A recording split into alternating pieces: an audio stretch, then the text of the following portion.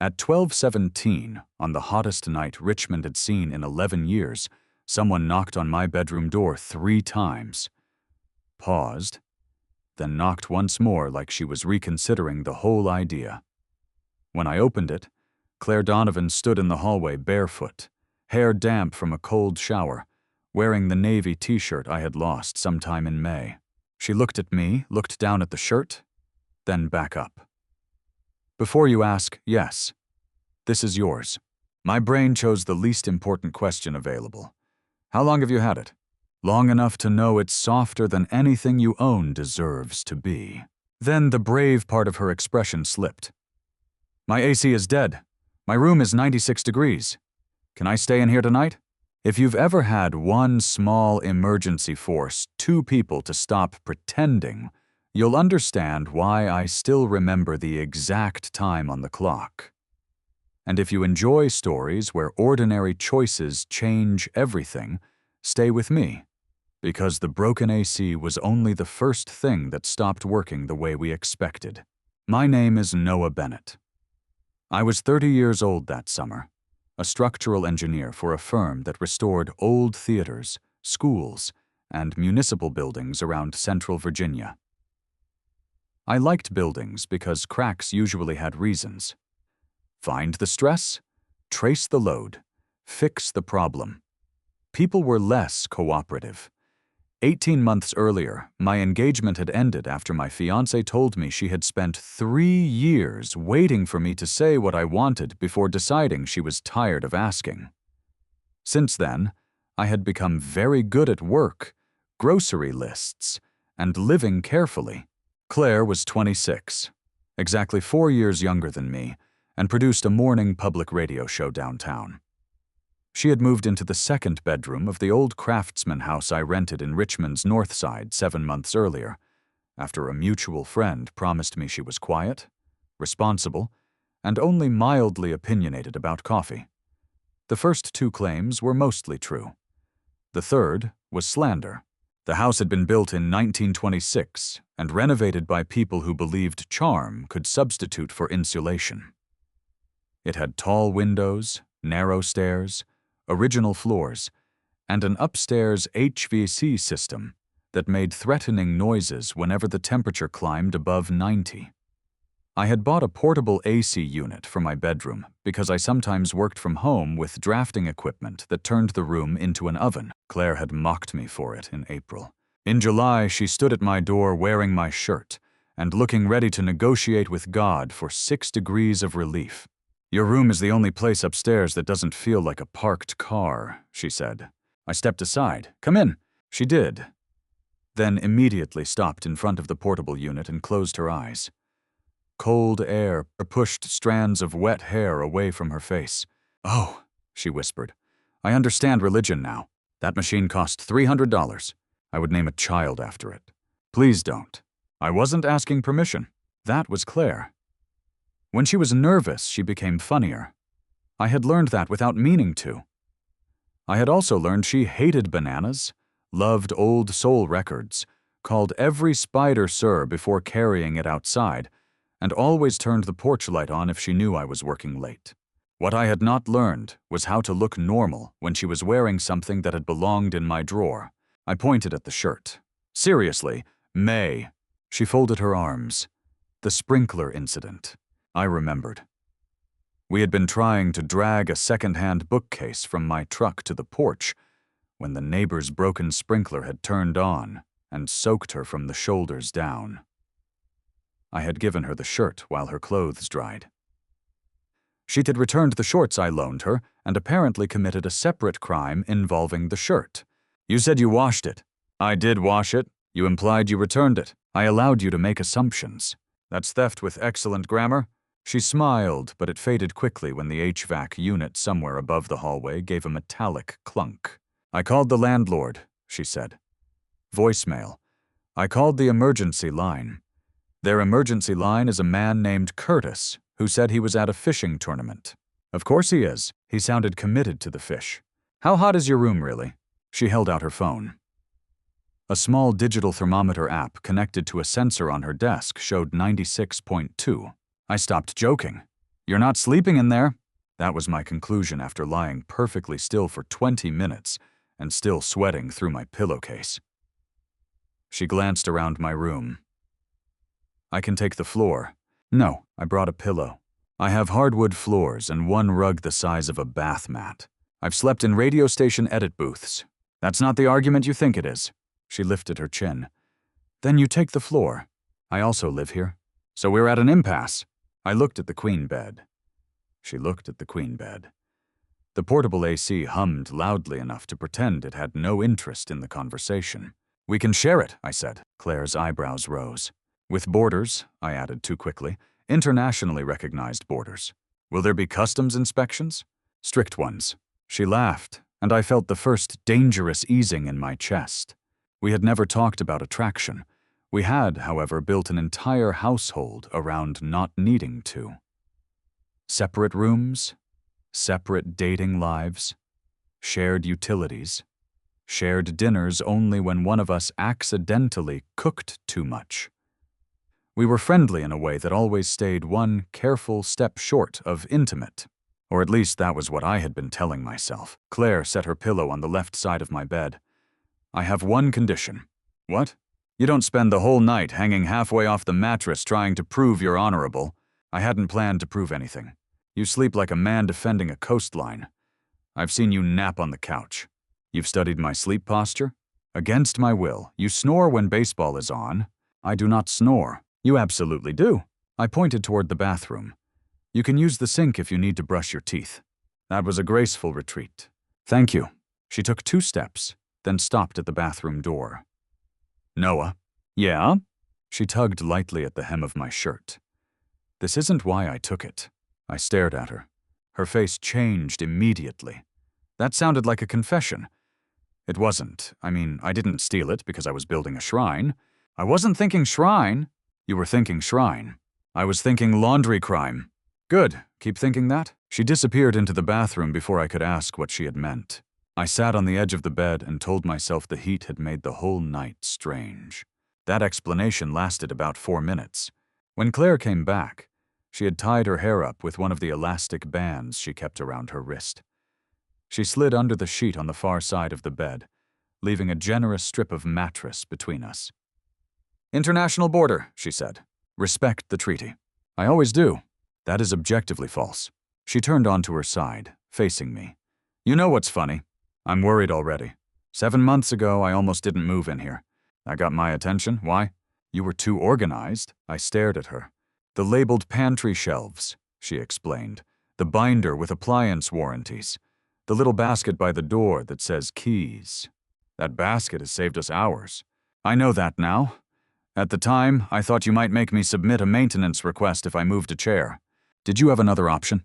"Studio apartment on Broad Street. More expensive. Tiny. No porch. Smelled like somebody had microwaved fish there in 2009 and never emotionally recovered." "So why did you choose this place?" She looked at the ceiling. "The porch." "Just the porch? And you had good references. From whom?" "Your sister." "Elena said something nice about me?" "She said you were emotionally constipated, but unlikely to murder a roommate." I closed my eyes. That sounds more accurate. Claire laughed so hard she had to press her face into the pillow to keep from waking the downstairs neighbors across the alley. When the laughter faded, she stayed turned toward me. "Why did you say yes to me?" she asked. "I needed someone to split the rent." That's the practical answer. It was a practical problem. Noah. There were times when Claire could say my name without changing her volume, and still make it feel like she had pulled a chair out for the truth. I looked at her. "You came to see the room during that February rainstorm. Your umbrella had turned inside out. You had water running off your coat, and you were still trying to compliment the porch." She smiled faintly. "I remember. You asked if you could keep Basil in the kitchen window. That was important. And when I said yes, you looked relieved. Not about the basil, just relieved." Her smile disappeared. I continued because stopping would have been worse. I knew that look. "From your breakup?" I nodded. She had known the outline of it. "My fiancée, Marissa, had moved out. We had sold the condo. I had taken this house partly because it was temporary, and partly because nothing in it reminded me of the future I had failed to finish." Claire pulled the sheet a little higher. My relief had a name, too. I waited. Daniel! I knew the name only because she had once asked me to bring a box down from the attic, and an envelope fell out with Daniel's name on it. I had never asked. We were together almost 4 years, she said. He wasn't cruel. That would have made it easier. He just kept deciding things for both of us and calling it leadership. Where we'd spend holidays. Which friends were worth keeping. When I should apply for better jobs. What neighborhood we would live in after we got married. You were engaged? Almost. He bought a ring. I found the receipt before he asked. I winced. That wasn't even why I left, she said. The week before, I got an interview for the radio job here. I was excited. He asked why I would bother when we were going to move to Charlotte for his work in 6 months. He hadn't asked you? He had announced it over takeout. The portable AC rattled, then settled. Claire looked toward the dark window. So I took the interview, got the job, moved here, found a room in a house with a man who labels paprika. I do not label paprika. The jar is labeled by the manufacturer. See? Defensive even now. But her voice was softer. I wanted to ask whether she regretted leaving. I wanted to ask if she had dated anyone seriously since. I wanted to ask why she had kept my shirt. Instead, I said, "You made the right choice." Her eyes moved back to mine. "You don't know that." "No, but you made your choice. That matters." Something changed in her face then. Not dramatically. Claire wasn't a dramatic person when something truly mattered. Her mouth relaxed. Her shoulders lowered. "Thank you," she said. We turned out the lights. For 20 minutes, we tried to sleep like two normal adults with an invisible border between us. Then the power flickered. The portable AC shut off. Claire said one very quiet, very sincere bad word. I laughed into my pillow. "Don't," she warned. "I'm not. You are shaking the mattress. I'm suffering. Your suffering sounds delighted." The power returned 10 seconds later. The AC beeped and restarted. Claire rolled onto her back. "If that happens again, I'm sleeping in the bathtub." "We don't have a bathtub." "Then I'll move." Over one outage, heat changes a person. I looked at her profile in the faint blue light from the machine. "Claire? The shirt." She groaned. "You held that question for 40 minutes? I was giving you the chance to confess voluntarily." She turned her head toward me. "Fine. I kept it because I liked it. That's disappointingly simple, and because it smelled like your laundry soap." My entire body went still. She closed her eyes. "There. Horrible.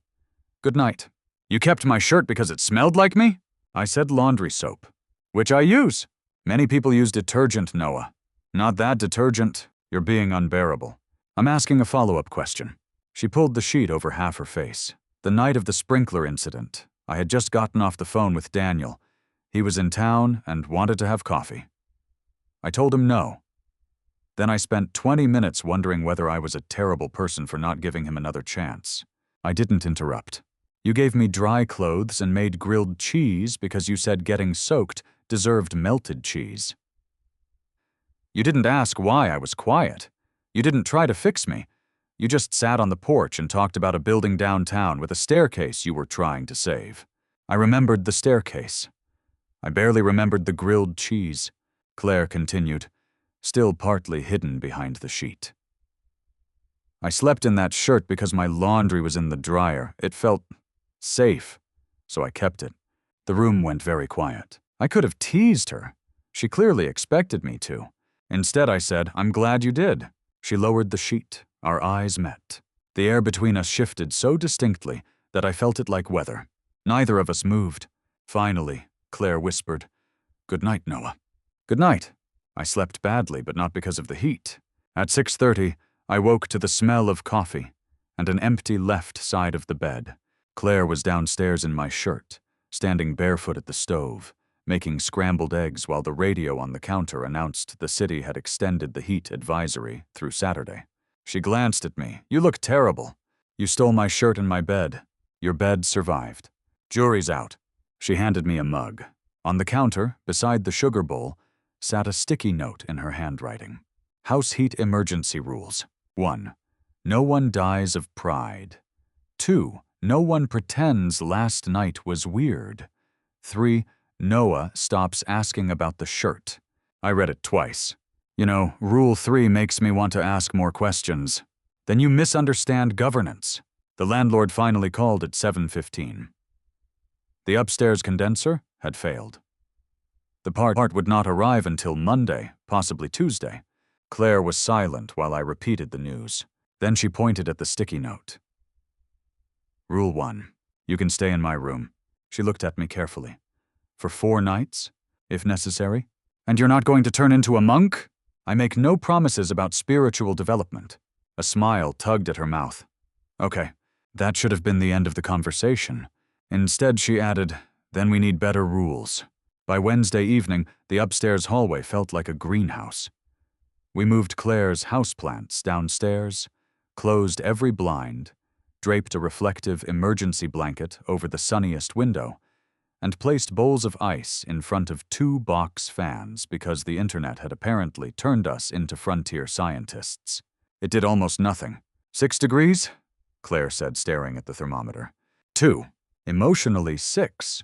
She was sitting cross-legged on the living room floor in running shorts and the same navy shirt. I had stopped mentioning it. This was difficult. Our temporary sleeping arrangement developed a routine. Claire showered last because she came home later from the station. I checked the portable AC's drain hose like a man responsible for national infrastructure. We went to bed around 11. We talked more in those dark hours than we had in 7 months of sharing a kitchen. The second night, she told me she hated hearing her own recorded voice and made me promise never to listen to old segments from her college station. I told her engineers secretly enjoyed when normal people noticed a staircase didn't wobble. The third night, she asked what my ex-fiancé had meant when she said I never told her what I wanted. I almost gave Claire the polished answer. Work had been busy. We were young. We communicated differently. Then I remembered Rule 1. No one dies of pride. I thought wanting things out loud made them easier to lose, I said. Claire lay on her side, facing me. So you made yourself impossible to disappoint? I made myself convenient. That sounds lonely. It was efficient. She gave me a look. Fine. It was lonely. What did you want from her that you didn't say? I stared at the ceiling. I wanted her to stop treating my work like the thing I cared about most, just because it was the thing I talked about easiest. I wanted a quieter wedding than she did. I wanted to wait before buying a bigger place. I wanted Sundays to belong to us sometimes instead of her family. I stopped. What? I wanted her to ask how I was doing and not accept, fine. Claire was quiet for a moment. Then she said, how are you doing? I turned my head. She didn't smile. Right now? I asked. Right now? My throat tightened unexpectedly, confused. About? I could hear the portable unit humming. A truck passed outside. Somewhere across the street, someone's window unit dripped steadily onto a metal awning. You! Claire's breathing changed. I continued before I could retreat. I like having you here too much. In your room? In my life. There it was. Not a declaration. Not a promise. Just a fact I had been trying not to examine. Claire looked down at the blanket between us. I was hoping you'd say that. I felt every muscle in my shoulders tense and release at once. She looked up. But I don't want to do anything tonight. Okay. Her eyebrows lifted, like she had expected at least one question. I said, I'm not disappointed. That's not why. I know. I want to know whether this still feels real when we're not half awake in a cold room while the rest of the house is melting. I smiled slightly. Very specific standard. I have standards. I've heard. She reached across the border and took my hand. That was all. Her fingers between mine. My thumb against her knuckles. No kiss. No storm. No convenient accident. We fell asleep that way. The next morning I woke first. Claire was curled toward me, our hands still linked on the mattress. My shirt had ridden up slightly at her hip. I carefully looked away. Not because I didn't notice, but because noticing had stopped being the interesting part. The interesting part was how natural it felt to wake up beside her. That scared me more. Thursday became the day the heatwave stopped feeling like a romantic inconvenience and started affecting the whole city. The forecast hit 102. The radio station converted its lobby into a cooling center for elderly residents from the neighborhood after a nearby senior apartment building lost power. Claire texted me at 11. "Can you bring every extension cord we own?" I replied, "Why do I feel this is not a theoretical question?" "Because I have 14 box fans and 3 outlets." I left work early, loaded the cords into my truck, and drove downtown. The station lobby looked like a small disaster response operation. Volunteers had folding tables covered with bottled water, fruit, chargers, and donated fans. A half-dozen older residents sat in chairs near the vents. Claire moved through the room with a headset around her neck, hair pinned up badly, giving directions while simultaneously trying to record interviews for an afternoon segment. She saw me come through the doors carrying a crate of cords. Her face lit. It was not subtle. Something warm and foolish moved through me. "You came. You said you had 3 outlets. I also said I had 14 fans." That was the part that frightened me. She took one end of an extension cord. "You're my favorite engineer." "How many engineers do you know?" "Currently 1. I'll take it." We spent 2 hours setting up power strips, taping cords safely to the floor, moving chairs, and helping an elderly man charge his oxygen concentrator. Claire moved through the crowd without making anyone feel helpless. When she caught me watching, she asked, "What? You're good at making people feel like they're not a burden." Her expression softened. "You notice strange things. I inspect cracks for a living."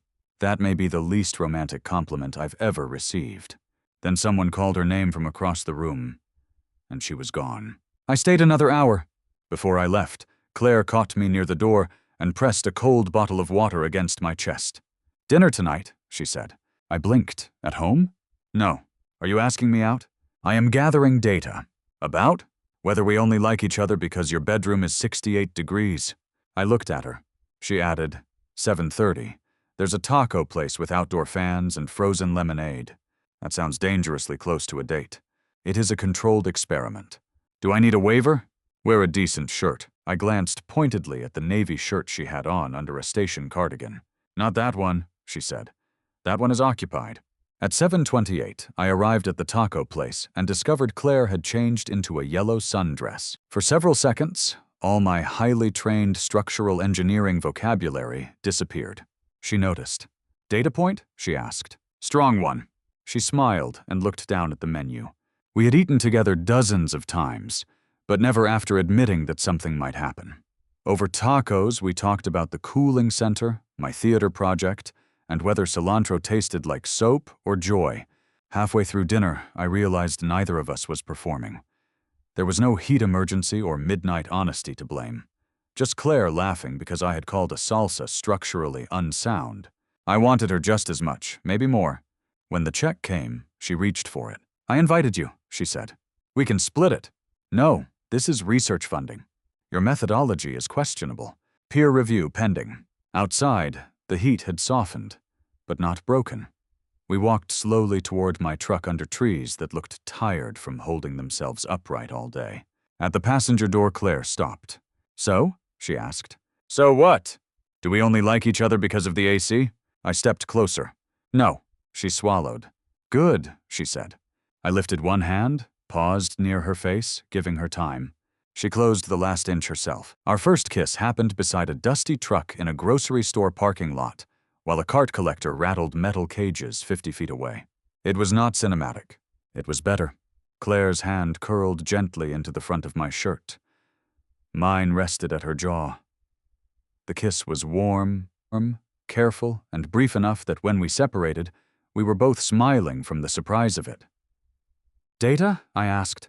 She breathed out a laugh. Conclusive. I kissed her again. This time she leaned into me. When we finally stepped apart, Claire touched her fingers to her mouth. "Okay," she said. "Okay, good, or okay, we've destroyed the lease." "Okay, I've wanted to do that since March." I stared at her. "March." The broken porch step. "You became attracted to me because I fixed a step? You got very serious about load distribution. That is humiliating for both of us."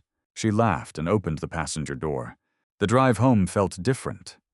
Not louder, not more dramatic. Just changed. Her hand rested on the console between us, palm up. I took it at the first red light. When we got home, the upstairs air was still brutal. The broken AC had not magically repaired itself because we had kissed.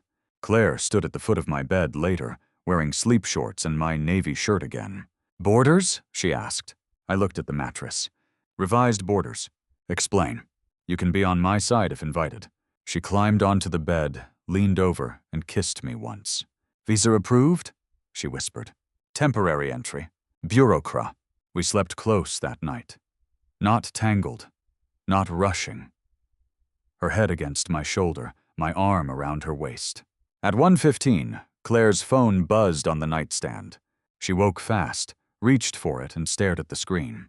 I felt her body go still. "What happened?" I asked. "Nothing bad," but her voice had changed. She sat up.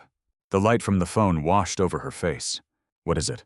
Claire looked at me, then back at the message. "I made the final round."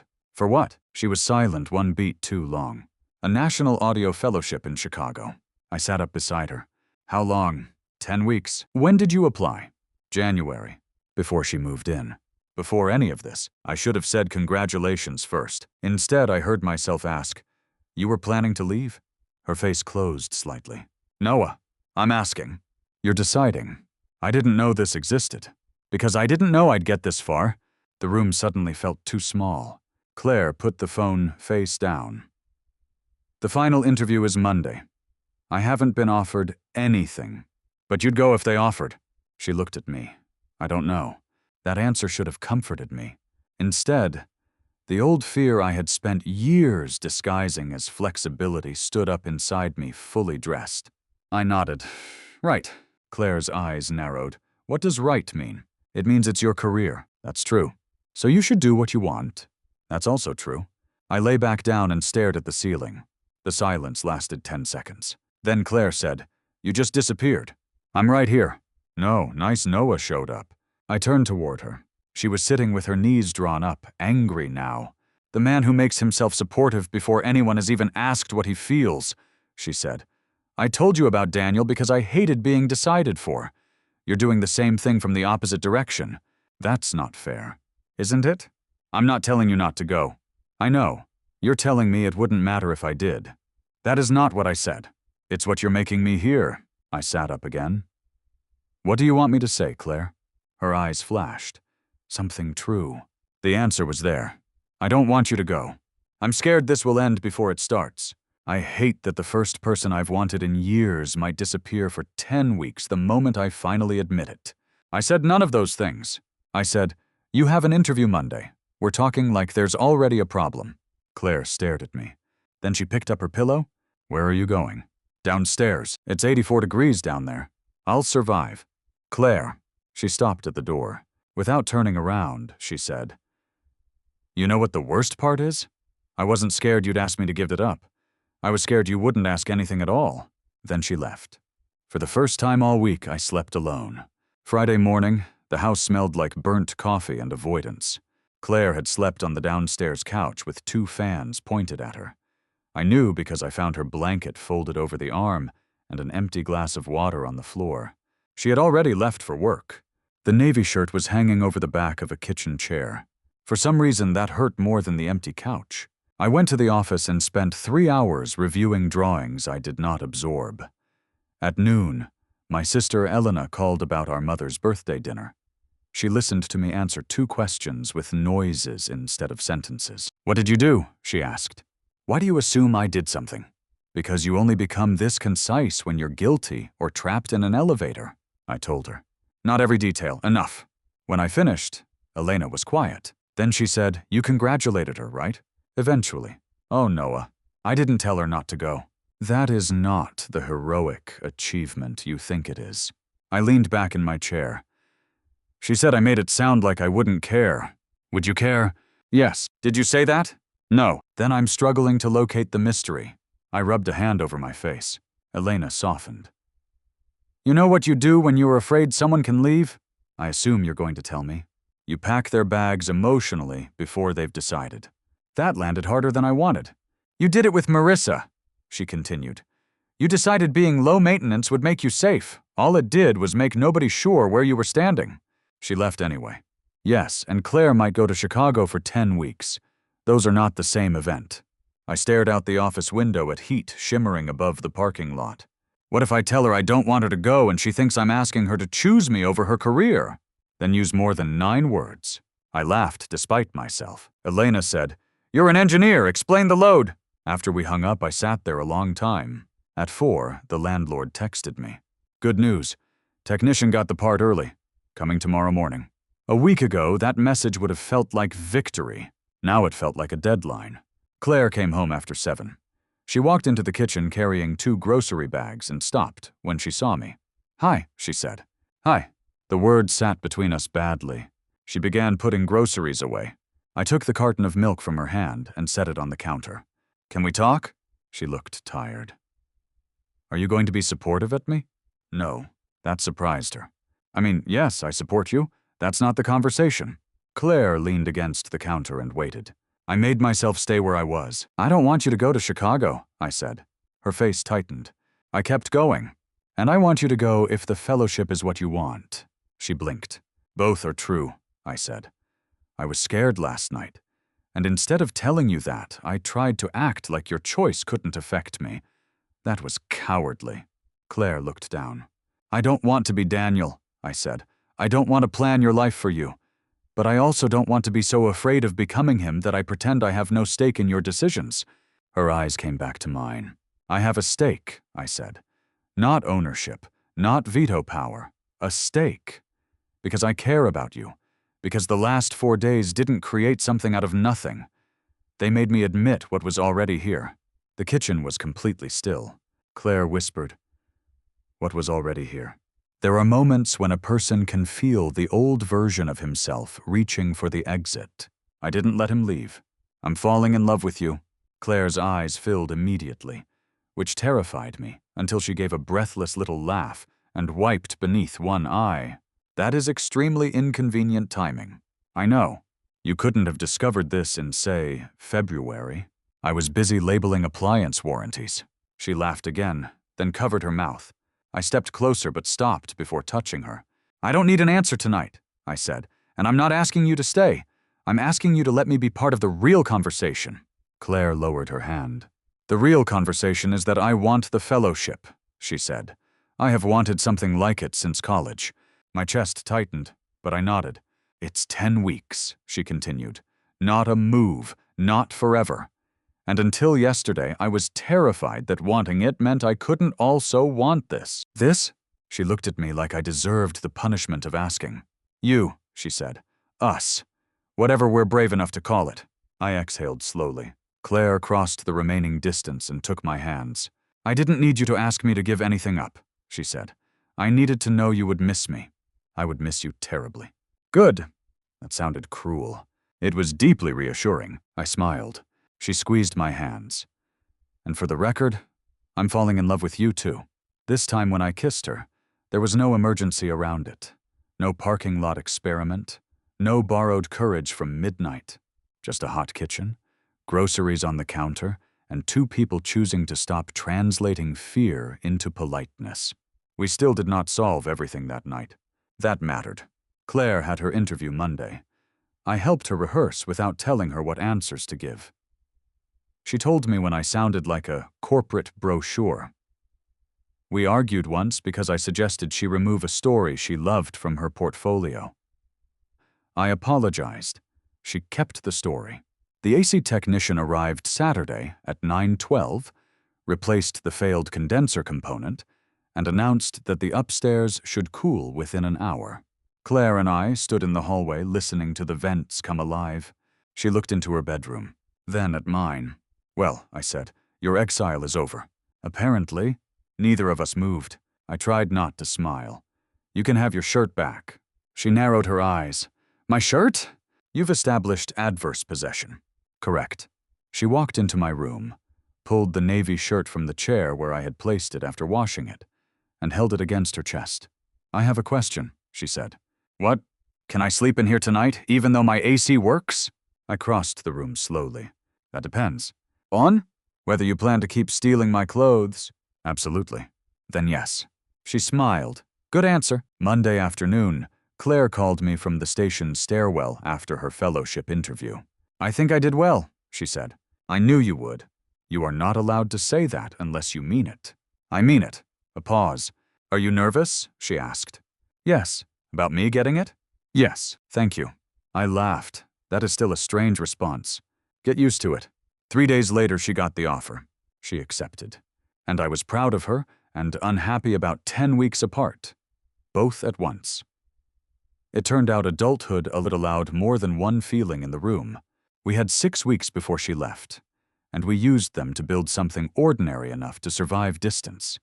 We met each other's friends, argued about dishes, and learned how to recognize when the other person was retreating. Elena's only reaction to the news was a triumphant, "Finally." The morning she left for Chicago, I drove her to the airport.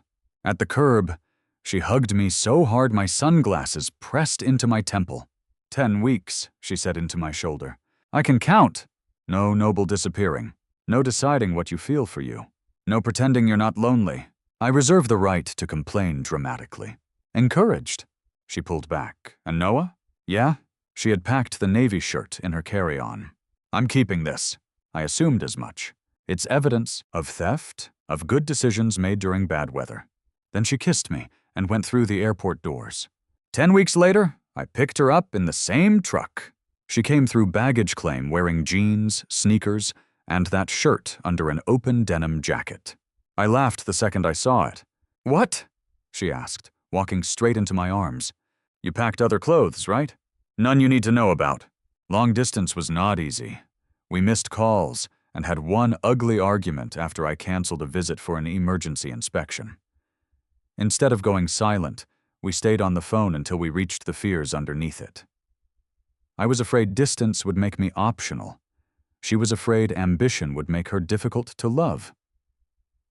Naming those fears did not erase them, but it made them easier to carry. By the following summer, we no longer lived in the old craftsman house. The landlord decided to sell, and instead of treating that as a crisis, Claire and I chose a smaller rental near the river with central air, a shaded balcony, and a kitchen window wide enough for her basil. On the first night of the season's first heat advisory, I was assembling a bookshelf in the bedroom when someone knocked on the open door frame. 3 knocks, a pause, one more. I looked up. Claire stood there barefoot, wearing the navy shirt. I set down the screwdriver. Your AC break? She glanced toward the ceiling vent, blowing cold air directly at her hair. Tragically. That sounds serious. Very. I may need emergency accommodations. I walked over and put my hands around her waist. How long? I asked. She smiled. I was thinking every night I can get.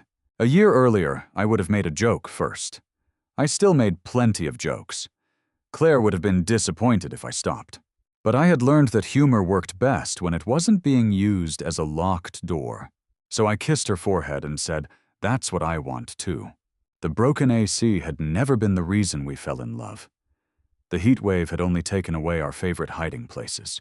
Routine, politeness, timing, and the comfortable belief that saying less could protect us from losing more. Claire kept the shirt. I kept asking better questions. And when one of us was scared, we tried to say the frightening sentence before the easy one. If one ordinary night has ever changed the way you saw someone you thought you already knew, tell me what happened in the comments. And if you want more slow-burn stories about people choosing honesty when it would be easier to hide, like the video and subscribe for the next one.